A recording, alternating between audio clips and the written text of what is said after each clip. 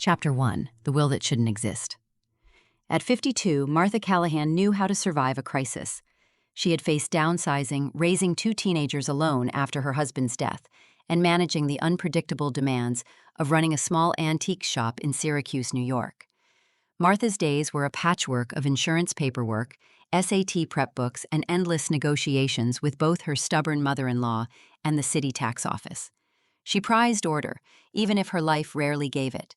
But nothing prepared her for the letter she received on a bleak February morning. The letter that would unspool every secret her family had tried to bury. The envelope arrived with no return address, postmarked from Buffalo. Inside was a single sheet, folded crisply. "You've been lied to. Your husband's will wasn't the last. There's another. Check the attic, behind the insulation by the east wall. This is your only warning." For a moment, Martha just stared, numb. Her husband, Edward, had died 8 years ago in a late-night car crash. There'd been a funeral, a lawyer, a reading of the will.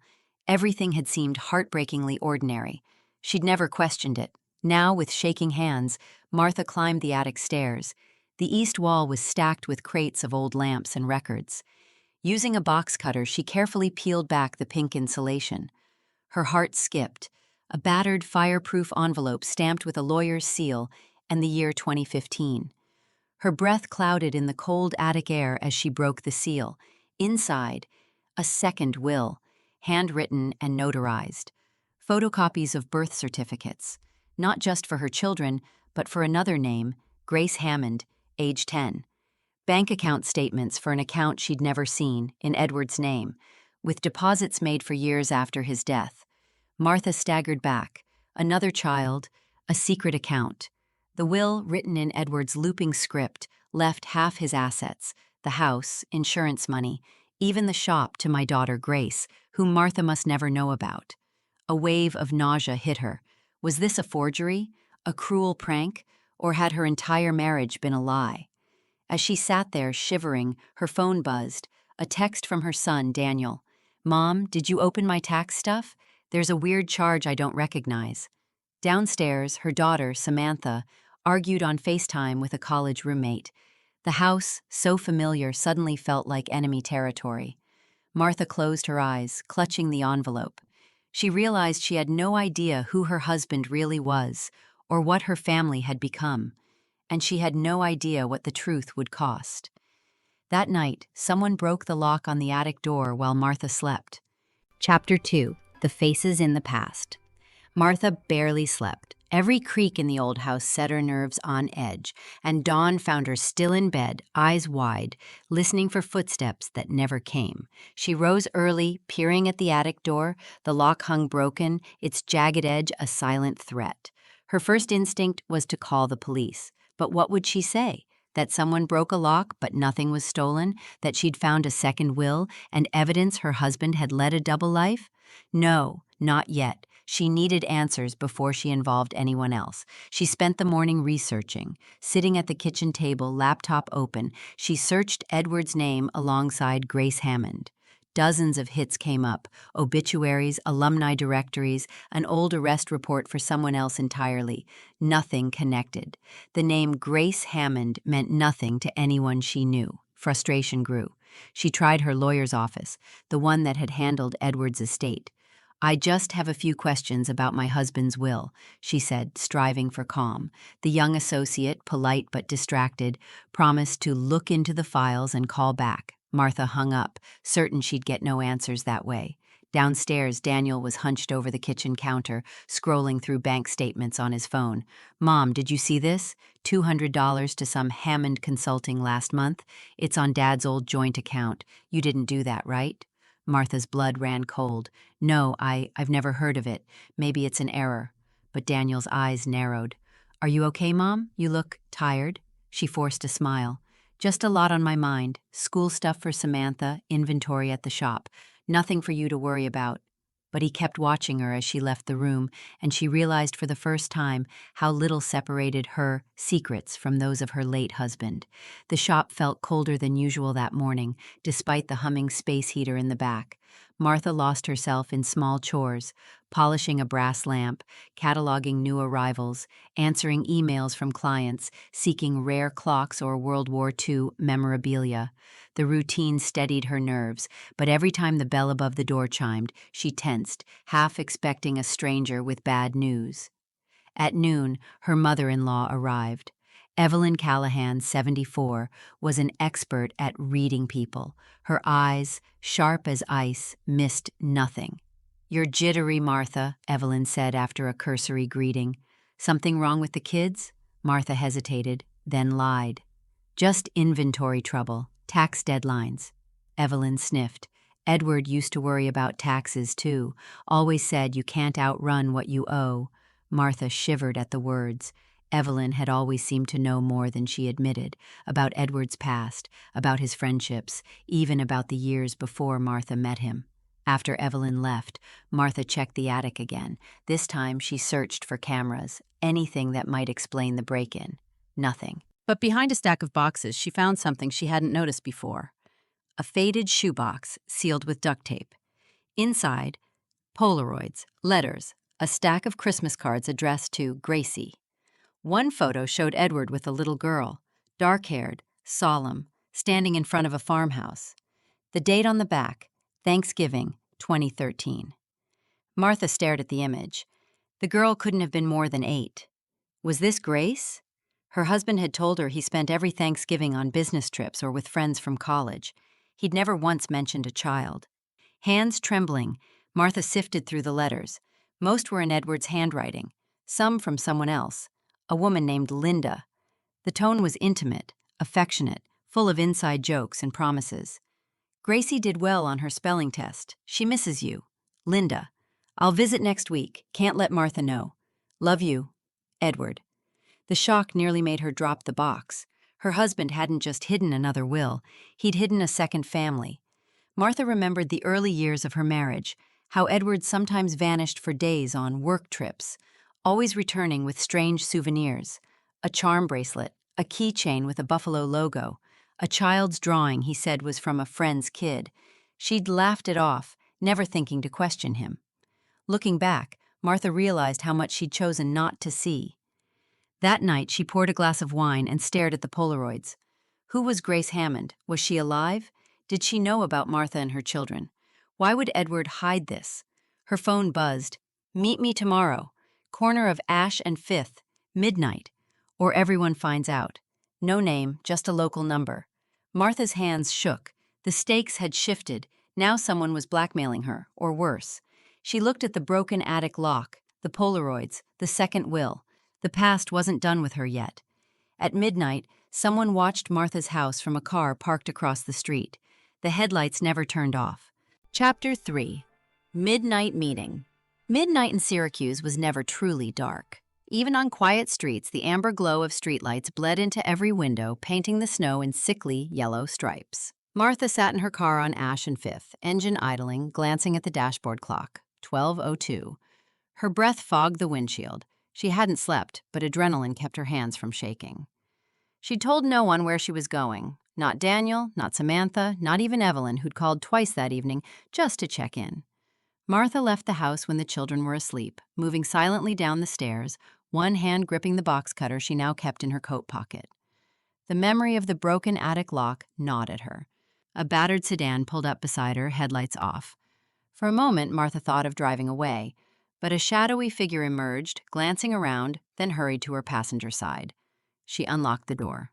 The woman who slid in was younger than Martha expected, maybe mid-30s, bundled in a faded winter jacket, eyes rimmed red from exhaustion or tears. "You, Martha Callahan?" "Yes." The woman hesitated, then pressed a trembling hand to her forehead. "I'm Linda Hammond." The name hit Martha like a physical blow. She studied Linda's face, tired, lined, haunted by the kind of secrets that could warp a life. In her hands, Linda clutched a worn canvas bag. "I didn't want to do this," Linda whispered, "but you need to know what your husband did, and what he promised me." Martha's voice came out thin. "You're Grace's mother." Linda nodded, wiping at her nose. "And I've been living in hell since Edward died. He left us nothing, said there'd be money, a trust. Instead, I got lawyers, threats, silence. The last few years, I lost my job, Grace got sick, and then I got that letter, same as you. Someone is watching us both. Martha's anger flared. You think I did this? Broke into my own attic? Threatened you? No, but someone wants us scared. Linda fumbled in her bag, pulling out a photo. Grace, as a teenager, thin and sallow, in a hospital gown, tubes in her arm. My daughter has leukemia. Do you understand? I needed Edward's help. He lied to both of us. Martha's mind reeled. The secret child wasn't just a mistake. She was a sick girl, abandoned by the man Martha had loved for 25 years. A wave of guilt, hot and sharp, washed over her. She thought of Samantha and Daniel, of all the times she'd fought for their safety, their health. How could Edward have ignored another child's suffering? Linda thrust a folder onto the console. These are copies, bank statements, emails. Look at the dates. Money kept moving after he died. You want to know who's doing it? So do I. Someone has access to everything. My accounts have been hacked, and last week a man called and threatened to take Grace away if I didn't stop digging. Fear twisted Martha's stomach. Why come to me? Linda met her eyes, desperate and raw. Because I can't do this alone. Whoever sent those letters broke into your house, watched you. They're after us both. I tried the police, but they said it was a civil matter. My lawyer quit after someone slashed his tires. I don't know where else to go. For a moment, the two women sat in silence, joined by pain and confusion. Martha spoke first. What do you want from me? Help. Just help me find out what's happening. For Grace. Linda's voice cracked. I know I have no right to ask, but you're all I have. Martha nodded, throat tight. I'll try, for your daughter. And mine. They made a plan. Martha would hide the original documents in her shop's safe away from the house. Linda would use a friend's address to receive mail. They'd check in every night at the same time using burner phones. As Linda slipped from the car, she paused. Be careful, Martha. Whoever's behind this. They know where you live. They know everything. Martha waited until the sedan vanished into the snow, then drove home, nerves buzzing. The house was dark. She crept upstairs, checked on Daniel and Samantha, then hid the folder beneath the loose floorboard in her closet. Sleep was out of the question.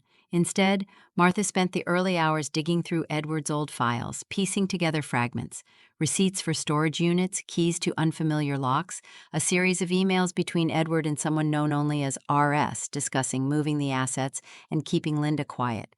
A thread of dread wove through every line. Martha remembered a Thanksgiving years ago. Edward had left in the middle of dinner, claiming work emergency. He returned the next day, bleary-eyed, smelling of cheap soap and motel coffee. That night, he'd sat beside Martha in bed and, for the first and only time, cried in her arms. She'd assumed it was stress or guilt over missing the holiday. Now she wondered, had he spent those hours with Grace and Linda hiding his shame? By dawn, Martha's mind was ragged. She went through her morning routine on autopilot, barely registering Daniel's questions or Samantha's sullen silence. At the shop, she locked the safe 3 times, checking for scratches, fingerprints, any sign that someone else had tried to break in. Around noon, her phone rang, the same anonymous number as the night before. She froze, heart thundering. A distorted voice, genderless, whispered, "Stop looking, Martha. Some secrets stay buried for a reason. Last warning." The call ended. Martha's hands shook as she dialed Linda, voice trembling. "They know we met." Linda replied, "I just got the same call. We're in this together now, like it or not." Martha stared out the window, watching a white van idle across the street. The driver never looked up. She realized she was no longer just digging up the past. She was now fighting for her family's future and maybe for Grace's life. That night, Samantha's bedroom window was found open, and muddy footprints led from the garden to her bed. Chapter 4. Unwelcome Shadows. The discovery of the muddy footprints left Martha raw and sleepless. She hovered in the hallway outside Samantha's room as the girl slept, curled into a ball, headphones clamped over her ears. The footprints had led straight from the garden to the windowsill and then to Samantha's bed, where they faded into a smear on the comforter. Martha stood there for an hour watching her daughter breathe, half expecting the intruder to materialize from the shadows. At sunrise, she cleaned the mud, scrubbing furiously, careful not to wake Samantha. The next morning, she found a scrap of black cloth snagged on a bush beneath the window, as if someone wanted her to know they'd been there. She put the cloth in a plastic bag, hid it in her purse, and sent Samantha and Daniel to school with a forced smile.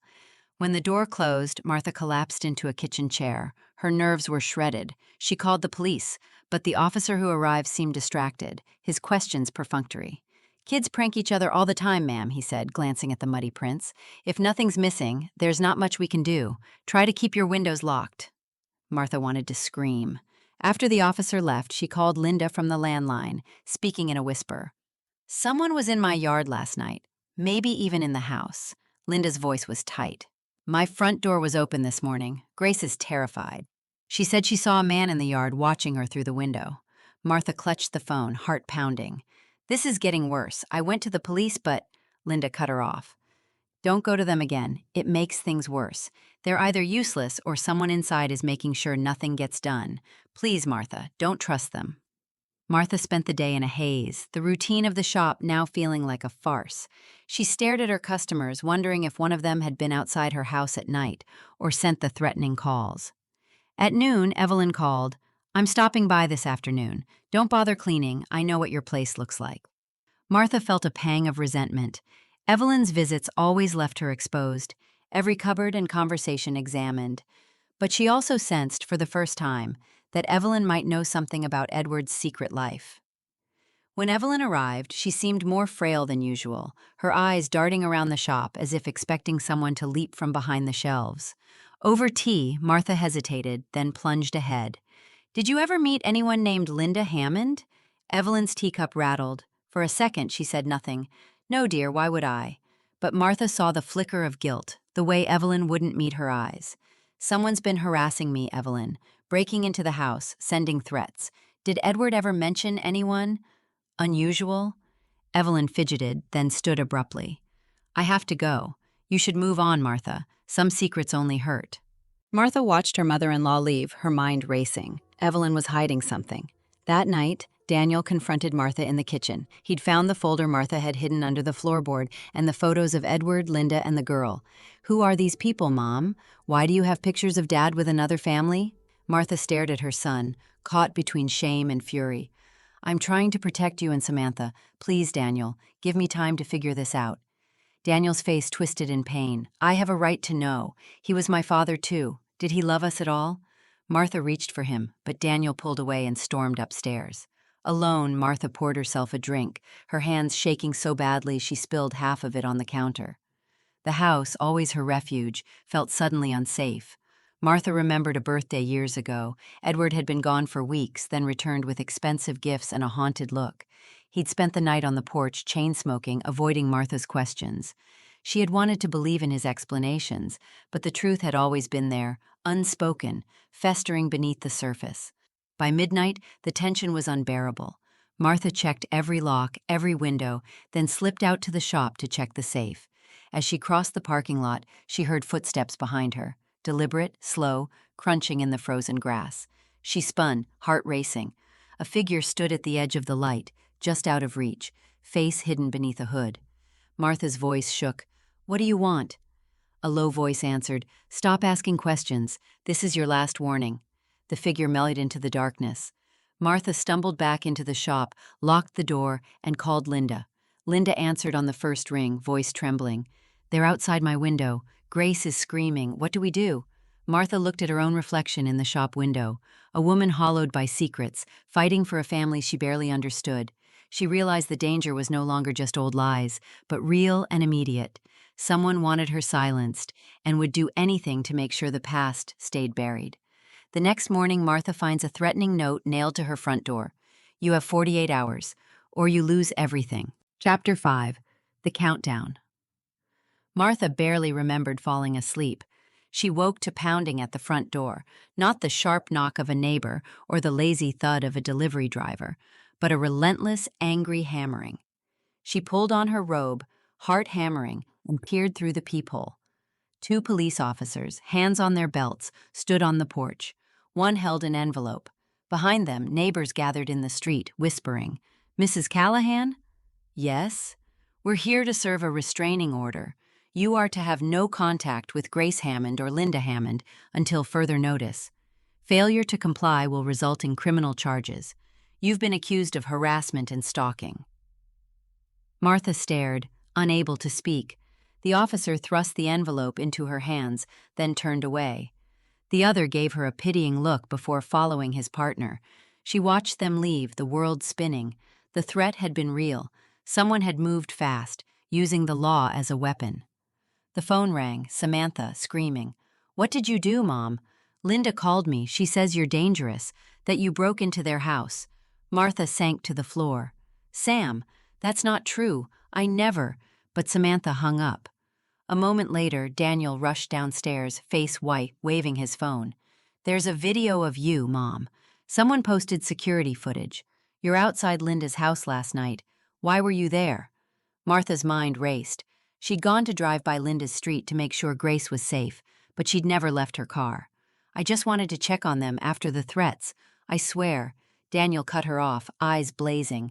"You're ruining everything. Everyone's talking. I can't go to school. They're calling us freaks." He stormed out, slamming the door. Martha sat alone, the envelope heavy in her lap. Inside were copies of emails, some genuine, some forged, making her appear obsessed, threatening. Photos of her car, blurred but unmistakable, outside Linda's home. The restraining order was signed by a judge she'd never met. Her hands shook as she read the fine print. Any attempt to contact Grace or Linda Hammond, directly or indirectly, will result in immediate arrest. The phone rang again. Evelyn this time, her voice cold and controlled. "You've brought shame on the family, Martha. I warned you to let this go. Now you see the cost." Martha couldn't find words. She hung up and staggered to the kitchen, every nerve on fire. That afternoon, Martha's shop was vandalized. Someone smashed the front window, scrawling "Stalker" in red spray paint across the brick. She called the police, but they only filled out a form, eyes bored and dismissive. Insurance would take weeks to process, maybe months. A neighbor, Mrs. Bell, who used to bake cookies for Martha's kids, watched from her porch, shaking her head. For the first time, Martha wondered if she should just leave. She drove to a park on the edge of town and sat in her car, engine off, watching parents push children on swings, their lives untouched by her nightmare.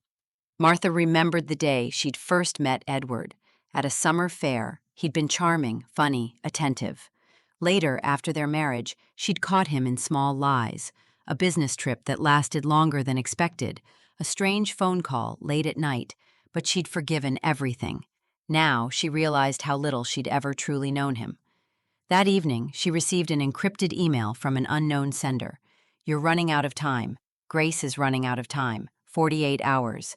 Stop digging, or she pays the price." The message included a photo, Grace in her hospital bed, an oxygen mask on her face, fear in her eyes.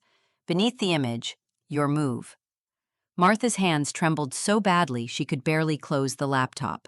She called Linda from a burner phone, voice barely a whisper. "Did you send this? Are you okay?" But the call went straight to voicemail. That night, Daniel didn't come home.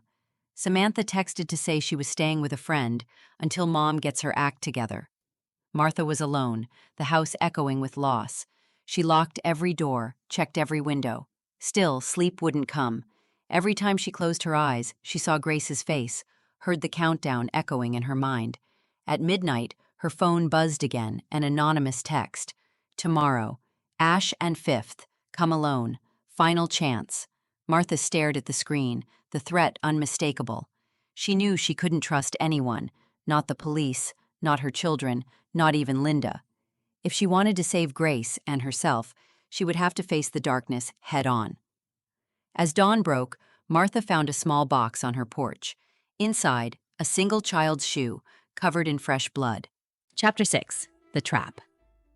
Martha stood on her porch as dawn broke, the bloody child's shoe in her hand, her entire body shuddering with cold and terror.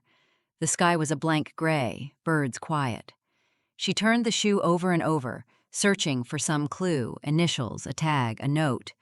There was nothing but blood, fresh and sticky. Martha put the shoe in a plastic bag, careful not to touch it with her bare fingers. For a moment, she considered calling the police. But after what happened yesterday, she knew it would do no good. Worse, she would be the one questioned, the one blamed. In this new reality, every institution she'd trusted, police, courts, even her own family, had become part of the threat. Her phone buzzed. 9 a.m., Ash and Fifth, alone, or Grace dies. No police, no calls, one chance. Martha's mind raced. There was no guarantee this was real.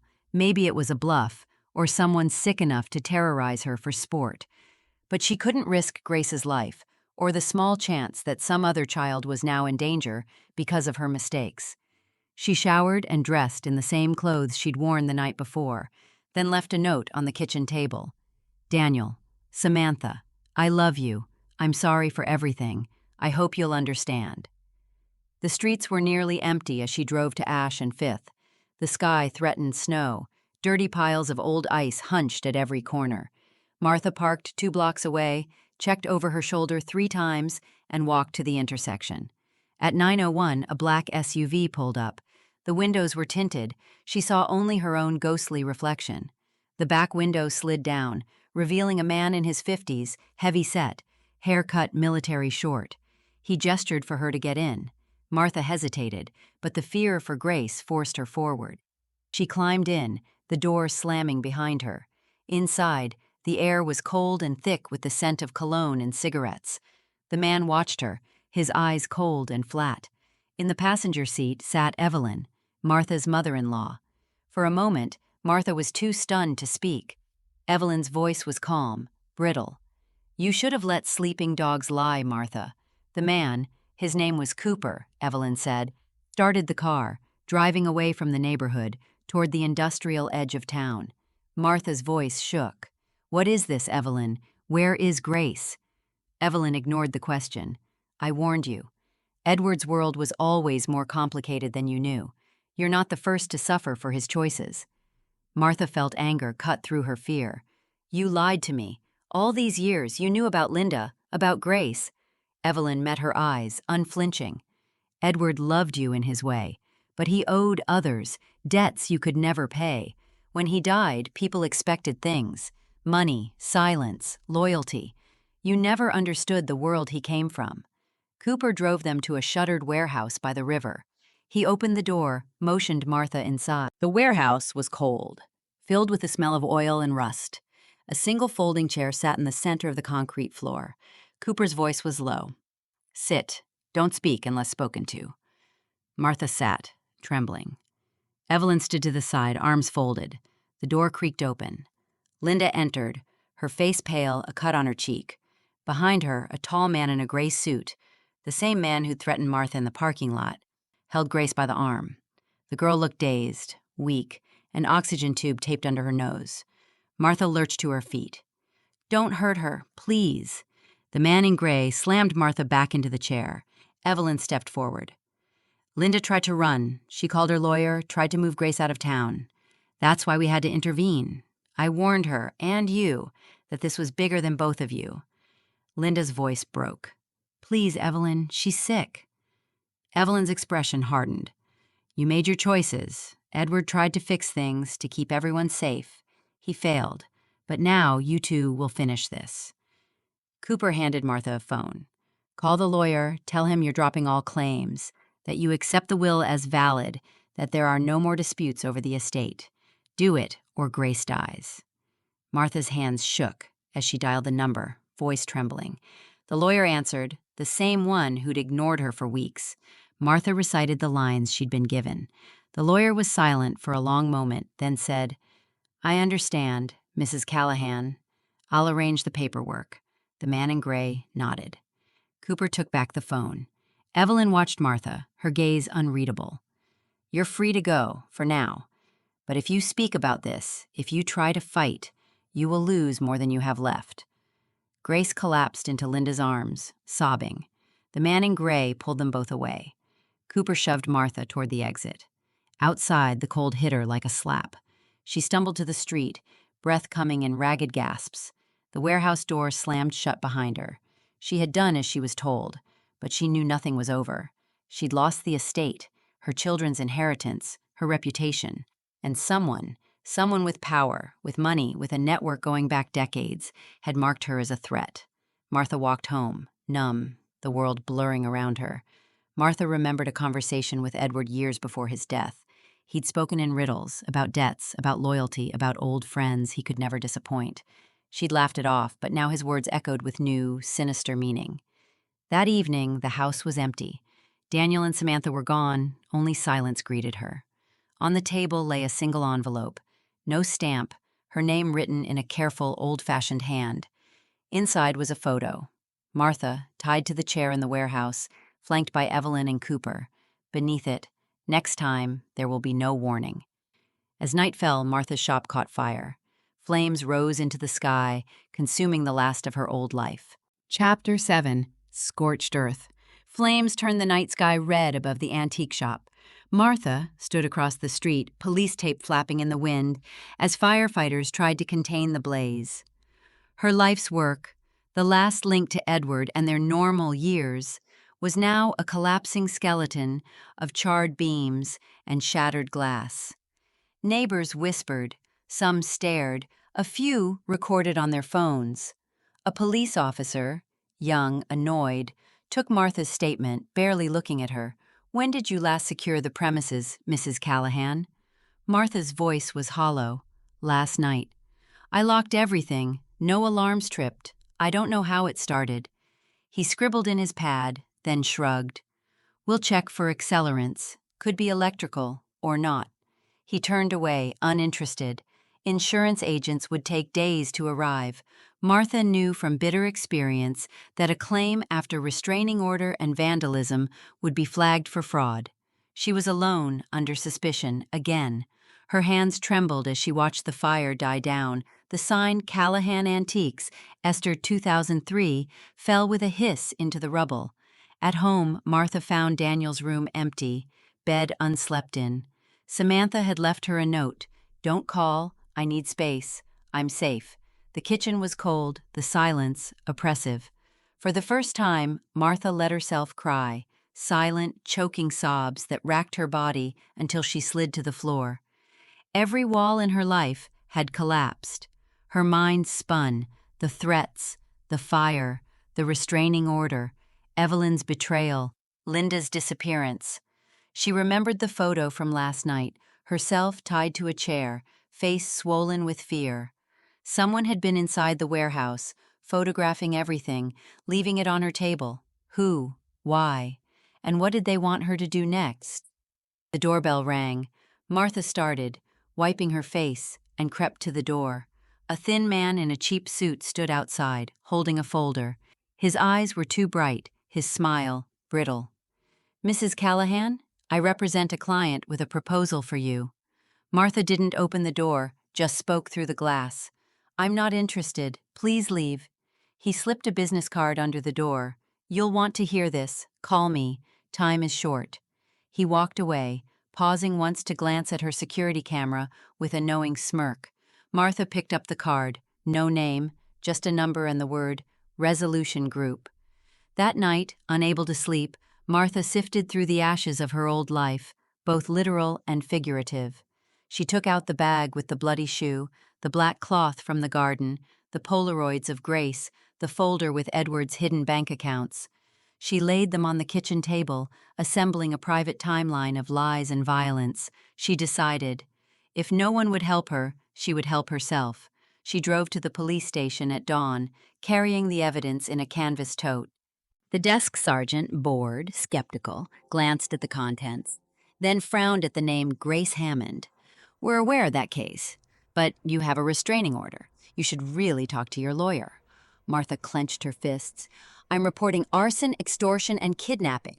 Are you refusing to take my statement?" He sighed and filled out a form. She waited for hours.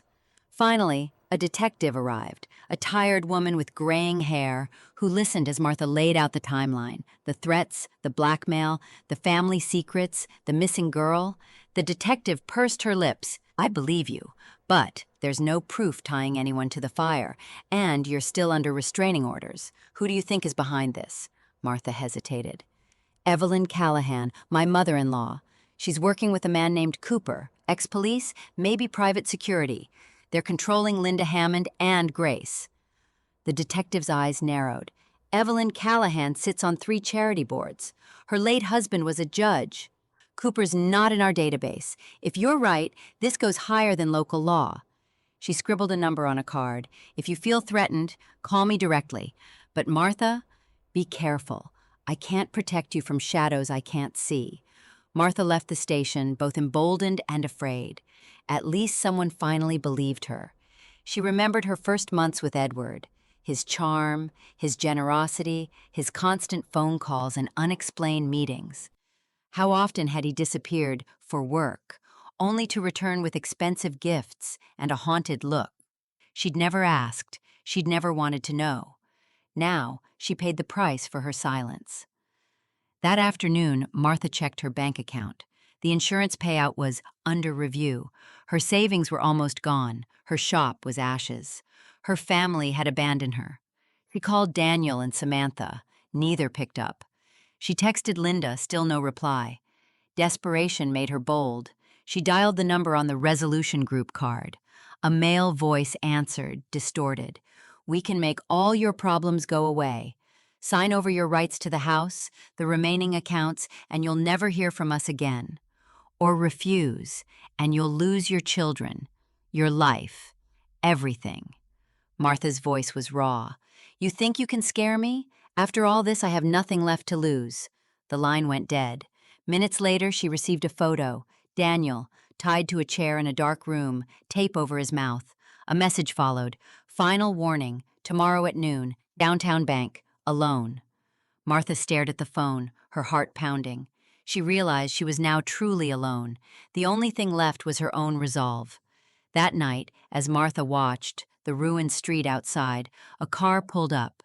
The driver, a familiar silhouette, beckoned her. It was Linda, but her face was bruised, and in the back seat, Grace was missing. Chapter 8. The Last Bargain. The city awoke under low, bruised clouds.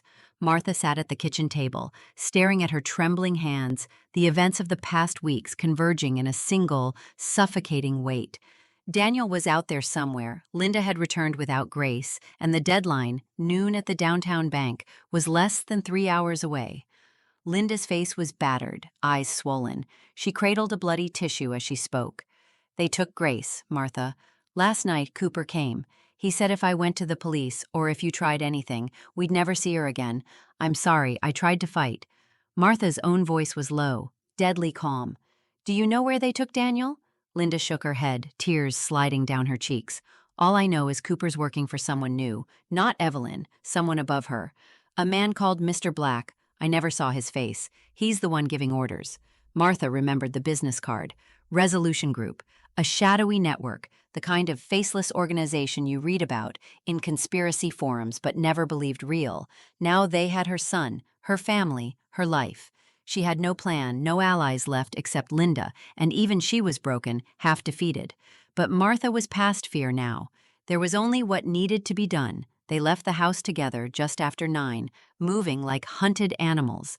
Linda drove, Martha clutching the tote with every scrap of evidence, photos, documents, the bloody shoe, the black cloth, the threats. At every red light, Martha scanned for tailing cars, for unmarked SUVs, for the reflection of Cooper's dead eyes in a rearview mirror. Downtown, the bank was a steel and glass fortress, American flags snapping in the wind. Inside, people moved with purpose. Bankers, secretaries, janitors, not knowing the war being fought just meters away. At 11:55, Martha's phone buzzed. "North Side entrance. Come alone. Bring everything." Linda parked 2 blocks away. "I'll be close," she whispered. "If anything goes wrong, find Grace." Martha interrupted. "No matter what happens to me." She stepped into the cold. Her legs shook, but her eyes were steady. The north entrance was empty except for a black sedan. The rear door opened, and Martha slid inside. Cooper waited in the front seat. His face was impassive, almost bored. Next to her, Daniel sat, wrists taped, mouth free but jaw clenched with terror. Cooper spoke without turning. "You have everything?" Martha handed him the tote. He rifled through it, checking the evidence. He smiled once, thin and reptilian. "You're smarter than I gave you credit for, Martha, but you never should have tried to fight us. A figure stepped out of the shadows, not Evelyn, but a tall, elegant man in a charcoal suit, salt and pepper hair, an expensive watch gleaming on his wrist. He looked nothing like a monster, but his eyes were black, bottomless. "Mrs. Callahan, I'm Mr. Black. Your husband once owed me more than you could ever pay. You almost cost me everything. But now it's over. You'll sign these papers, sign over every right you have to the estate, the house, the insurance. If you do, you and your son walk away. If not, well, let's not be melodramatic." He handed her a pen and a stack of documents. Martha read them. The legal jargon was clear enough. She would be left with nothing. But if she hesitated, Daniel's life was forfeit. She signed, hands steady, looking into Mr. Black's eyes, memorizing every detail. Cooper released Daniel. Mother and son clung together, both shaking. Mr. Black smiled. "You're free to go. Leave town tonight. If I ever see your face again, or if you breathe a word of this, your children won't be so lucky next time." They stumbled from the car, Martha holding Daniel as he sobbed in her arms. The sedan pulled away. It was over, or so it seemed. Martha remembered her first Christmas with Edward, the way he'd smiled at Daniel's laughter, the quiet resolve with which he'd promised her, "Nothing will ever hurt this family." She understood now. He'd always been fighting a war she never saw, dragging his loved ones into its wake. His debts, his secrets, his guilt, all buried under a veneer of suburban peace. Back at the house, Daniel slept for 12 hours, waking only to eat in silence, eyes hollowed by fear. Samantha returned, hugging Martha without a word, grief and guilt mingling in her touch. Linda found Grace, dumped at the edge of a hospital parking lot. She was alive, but pale and weak. The police, finally involved after a nurse recognized Grace from a missing persons report, questioned Linda for hours, but never called Martha. Evelyn disappeared, her house abandoned. Cooper's name never appeared in any database. Mr. Black was a ghost. The Resolution Group website vanished overnight. The insurance claim was denied. The shop was a blackened ruin, the house soon to be repossessed. Martha worked nights at a grocery store, then at a diner, cleaning tables, serving the same neighbors who once envied her life. Daniel and Samantha slowly healed, though trust never fully returned. Martha and Linda stayed in touch, their shared trauma an unspoken bond. Months later, as the trees flowered again, Martha stood outside her rented apartment, watching the world go on. She missed Edward. Not the liar, not the criminal, but the young man she'd loved. She would never know what parts of their life had been real, or what had been shadows, but she was alive. Her children were safe. For now. One evening, she found a letter in her mailbox. No return address. Inside, a single line. "You did what you had to. Never look back." Martha tore it up, letting the pieces scatter in the wind. She walked inside, shut the door, and let herself breathe.